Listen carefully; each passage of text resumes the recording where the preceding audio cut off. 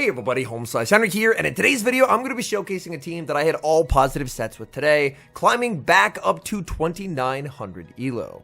Now this team was not created by me, this team was created by Out of Pocket, and it features Shadow Golurk. Shadow Golurk is one of my favorite mons of all time, so the moment I saw the team, I knew I had to try it out. The team features Shadow Golurk on the lead, Forretress as the safe switch with the double tomb moveset, and Carbink as the closer to shut down the flyers that Golurk doesn't want to see.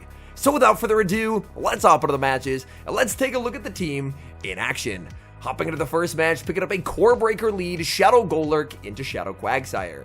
Now, Shadow Quagsire straight up wins the 2s against Golurk, unless Golurk never throws a move. Golurk does have the ability to double shield, never throw a move, and fully farm down, exiting with basically 100 energy.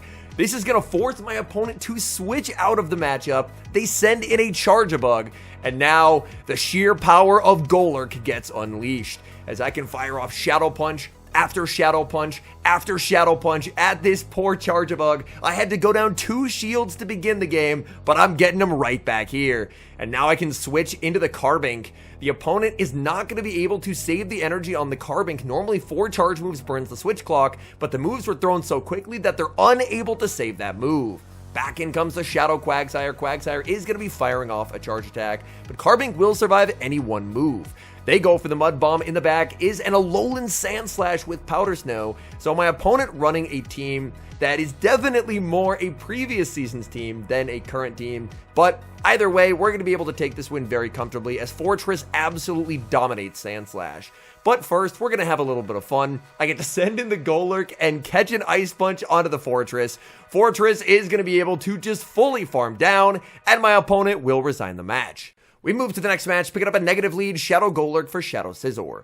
This is losing for Golurk in all evens unless Golurk throws the Shadow Punch on alignment. Scizors are not very likely to try and CMP on 6 because if they let a whole Mud Slap sneak, then they lose the matchup. So this way, I end up taking a shield and getting them low enough that I can just Bug Bite down with the Forretress.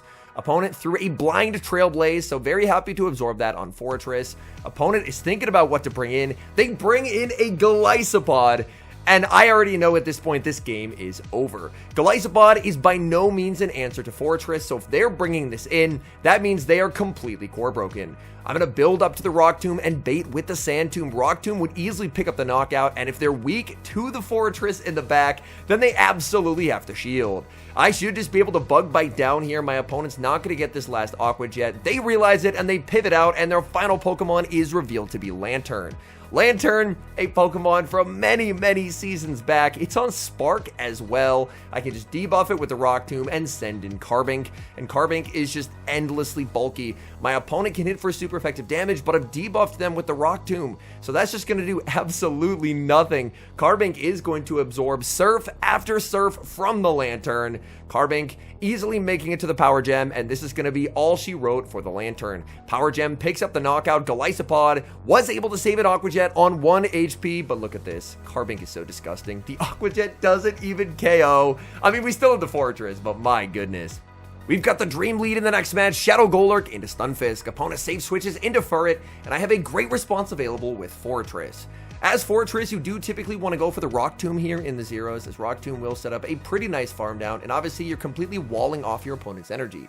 I didn't know that in the moment. I go for the Sand Tomb. The Sand Tomb can actually make this matchup a lot closer, just because even though I've lowered my opponent's defense, Sand Tomb basically does no damage. Here, in the moment, I didn't think that I could survive the Swift, so I do end up shielding. Watching it back, I could have survived the Swift and the Sucker Punch and just left on 1 HP, but in the moment, my alignment was so good that I didn't want to mess it up, so I do end up going down a shield unnecessarily, and that is entirely because I went for a Sand Tomb when I should have gone for a Rock Tomb. Here, I'm going to get a second Sand Tomb into the Unova Stunfisk, and Stunfisk, it's losing so much of its health bar. I get to bring in the Golurk in the back. It's going to be a Shadow Jumpluff. Do they have Energy Ball? No, they do not, and that's going to be a very comfortable win. Shadow Golurk versus Reggie Drago. Honestly, I wasn't sure at first how I wanted to play this out, so I'm going to stay in, throw a few slaps, then save switch into the Forretress. Reggie Drago banks a ton of energy, out comes Diggersby, and this is one of the matchups where having Sand Tomb can be a little bit beneficial, as an early Sand Tomb does really cause those bug bites to add up quite a bit, and I am at all costs selling out for switch advantage. Reggie Drago has a ton of energy, and that energy is going to be completely invalidated by Carbink. So I can now use Forretress as the absolute monster that it is to just completely force alignment in this game. Forretress is going to be committing the shield as my opponent should be at well over back-to-back fire punches. Here I make a misplay. They actually would have let me click a Sand Tomb there, and I should have just gone for the Sand Tomb to potentially force the shield back. But the important thing is that I do win the alignment. In comes Reggie Drago. I'm immediately firing off the Rock Tomb. Rock Tomb into the Reggie Drago will do big damage. In the back is Shadow Scizor, and this is not what I was hoping to see. However, I've already done some okay damage to the Scizor, so I think this is actually still winnable. I just have to tank energy with the Carbink and farm down, and I think I'll be okay. But they get the Night Slash boost. I'm no longer okay, and I will resign the match. We move to game number 5 of the set, and it's another Reggie Drago lead. The most common Reggie Drago archetype is Shadow Scizor and a ground type in the back. I save switch into Forretress. They're staying in with the Drago. They bank so much energy, and they send in Gastrodon. That's very kind of them to bank all that energy because the energy won't do anything against my Carbink after I flip this switch advantage. So my opponent sends in a Gastrodon. I will go for the Rock Tomb as Rock Tomb does do more damage here. Their defense is debuffed. That's going to hurt. Gastrodon farming up, and they actually get too greedy, and they lose all their energy. In the back is Scizor. Even if I had to shield once to take switch advantage, this game would still be over. But now at even shields, this game is doubly over. Scizor just gets destroyed by those bug bites. In comes Golurk, and look at that damage. Oh my goodness. Here I'm going to predict an attempt at a Reggie Drago snipe, so I just blind throw the Shadow Punch, as obviously Golurk wins charge tech priority there. They don't end up switching. I get the Mud Slap through, and now I'll just win the game with Carbink, as Carbink should be able to farm down the Scizor very comfortably, and poor Reggie Drago, all that banked energy, and it just can't do anything into a Carbink, and we claim our 4-1 set. Moving into set number 2, and what a lead, Shadow Golurk into Steelix. My opponent save switches into a Shadow Claw Golisopod, and I have two amazing responses in the back. I can send in Forretress, as Forretress absolutely deletes Golisopod with Bug Bites, or in this instance, I decide to send in Carbink, as Carbink can actually get a full Rock Throw farm down. My opponent's at the back-to-back Aqua Jets, but they're not going to get both. Back in comes the Steelix. I have a ton of energy on this Carbink. It's going to do nothing into the Steelix, but all chip damage is helpful. Like, that's probably the equivalent of 1 Mud Slap's worth of damage, but I will take it.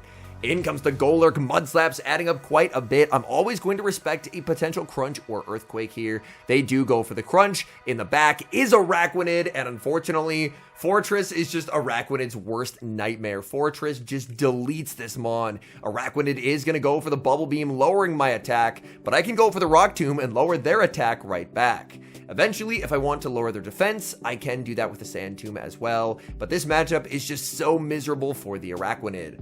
I just never have to shield anything here. It doesn't matter what they throw. They go for the Water Pulse. It simply will not KO, and I get to go for another Rock Tomb. If they shield, they're going to be at -2, and I can just pivot back into the Golurk. My opponent can't really do anything now. This is the Pokemon that they need to get rid of the Golurk with, and it's already on the field. I go for the Shadow Punch, they catch onto Steelix, and I will go for a slight undercharge. This will allow me to get a Mud Slap farm down, exiting pretty close to a move, and my opponent will resign the match. Shadow Golurk into Blastoise. Considering they run rollout, this matchup is surprisingly not terrible. What I didn't realize in the moment is this matchup plays out the exact same way as the Shadow Quagsire matchup. As the Golurk, you can win the 0-2s if you never throw a move. But I end up throwing a move, and that means that now I'm going to lose the 2s. This was just me not really having run a whole lot of Great League Shadow Golurk before, so I wasn't sure of the matchup. I thought maybe I could throw once, but as you're going to see, I cannot, because now they have the move. So I'm just going to force the final shield, and then go for a catch onto Forretress. Even if I failed the catch, I would have still been fine, because Forretress is just very strong in the 0 shield. Hydro Cannon is going to land, and out comes a Shadow Annihilate. Annihilate can't really ever afford to throw early here, because if they throw early, then I can just bring back in the Golurk for free. So instead, they're going to try and farm down. I go for the Rock Tomb, because Rock Tomb does way more damage. Now they're debuffed, they have all this energy, but I can just bring in the Carbink.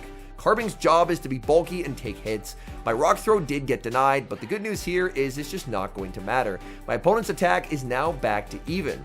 But an even Rage Fist is not particularly threatening, so I'm very okay absorbing that damage. They bring in Ferrothorn as their final Pokemon, but I was not going to let Ferrothorn outpace the Golurk. Golurk Dynamic Punch, massive damage onto the Ferrothorn, and that is just immediately game winning for me, as now this is Rock Throw down range. I can just Rock Throw down with the Carbink. If I see the Blastoise, I farm down. If I see the Annihilate, I throw the move. So I watch the top right, it's water, so I farm down the Blastoise, and my opponent will resign the match. We move to the next game, Shadow Golurk into Shadow Feraligatr. Obviously, I'm ABA weak to this. This is a terrible lead. I save switch into the Forretress. Forretress gonna take big damage from the Hydro Cannon, so I will actually end up investing a shield. Hydro Cannon, shielded up, and now in comes a Clodsire, and this is not a great spot to be in. I go for the Rock Tomb first because I just wanted to increase survivability on the Forretress. I think in hindsight, maybe a Sand Tomb into a Rock Tomb was probably the preferred play. They're gonna go for the Earthquake. Earthquake lands, and it looks like that I should actually survive the next Earthquake if I go for another Rock Tomb, so I am gonna go just for that. And as you can see, this Clodsire, its health bar is going down quite a lot considering I've only thrown resisted fast moves and charge moves at it. They go for the Earthquake. I debated switching out here, but I didn't end up going for it, and I will make it to a Rock Tomb on charge attack priority. This Rock Tomb is going to land, getting Clodsire deep into the red, and this will set up a nice farm down for the Golurk, as Golurk loves getting an energy advantage. So I send in the Golurk, opponent makes a great play, they save the Clodsire for later, and now they bring back in the Feraligatr. I am forced to commit a shield here. I'm now down 0 shields to 2, but what's going to lose me this game more than likely, even if I have a good matchup in the back with Carbink, is going to be the fact that my opponent unfortunately was able to save the Clodsire, and it turns out they have an Azumarill, so they're an ABA water team. I land the Shadow Punch, I send in the Carbink, but unfortunately with Clodsire still around, I just don't think that I can ever farm down the Claude. They go for the Play Rough, they're going to switch out into the Clodsire, and I just need to Rock Throw down, but I can never Rock Throw down before they make an Earthquake, and that's going to lose me this game. Even if I was able to Rock Throw down, the Azumarill is still healthy enough that they can probably win, but landing this Earthquake means I do not have a hope of winning. I'm going to stay in it till the bitter end, hoping for a farm down, but it's just not going to happen. I'm too low anyway. Sludge Bomb is going to knock out. I can bring in the Golurk and resign the match. Shadow Golurk into Shadow Scizor. I've already showed how I like to play this matchup, and it's by throwing the Shadow Punch on alignment, because it's really hard for Scizor to try and CMP tie there, because if Golurk doesn't CMP tie, then they just surrender switch advantage. So I play it like this, I get them to 1 HP, I send in the Forretress, they save energy, and they pivot into Shadow Marowak. Shadow Marowak obviously would be a nightmare for my Carbink, so I'm incredibly happy to see it here on the Forretress. For Forretress, I am going to go for the Rock Tomb. I just want to lower the amount of damage I'm taking from the Mud Slaps. The Rock Tomb is obviously resisted, but Bug Bites do so much to Shadow Marowak that I don't really need to help out the Bug Bites with a Sand Tomb. So instead, I just lower their attack, and I get a sick farm down with the Forretress. Forretress does have quite a bit of energy. In the back is Greninja, and Greninja will now be chipped with the Rock Tomb. Rock Tomb is going to land. That's big damage. In comes the Carbink. Opponent's attack is debuffed here on this Hydro Cannon, so I'm very okay letting that go. Hydro Cannon's gonna land, there's the switch into the Shadow Scizor, and I'm always gonna be shielding up the Trailblaze. Trailblaze is not gonna do any damage. In comes Greninja, that gets farmed down as well, and we're able to take the win. Great lead in the next match, Shadow Golurk versus Shadow Steelix. The safe switch into the Shadow Primeape. Oh no, Primeape is just getting deleted. I don't know if I can farm down here, so I'm not gonna risk it. I was worried they maybe could have lived on 1 HP, so I just fire off the Shadow Punch to guarantee either a shield back or switch advantage. My opponent is gonna surrender switch advantage. They should have a very hard check to Golurk in the back, so I'm going to immediately pivot out and send in the Forretress. Forretress will get outpaced here. Opponent is gonna make the Brave Bird. I will have to respect this. Brave Bird would do too much damage. There's the switch into the Steelix, and Steelix will immediately be debuffed by Sand Tomb. Once I Sand Tomb, it's going to be Rock Tomb time. I want to try and make Steelix's life as uncomfortable as I possibly can. Unfortunate timing there from me as I do fire off the Rock Tomb. Rock Tomb will get shielded. These Bug Bites, again, just do so much damage. I'm able to make one final Sand Tomb, and here I know my opponent's switch clock isn't up just yet. So I switch into the Golurk. The Mud Slap lands.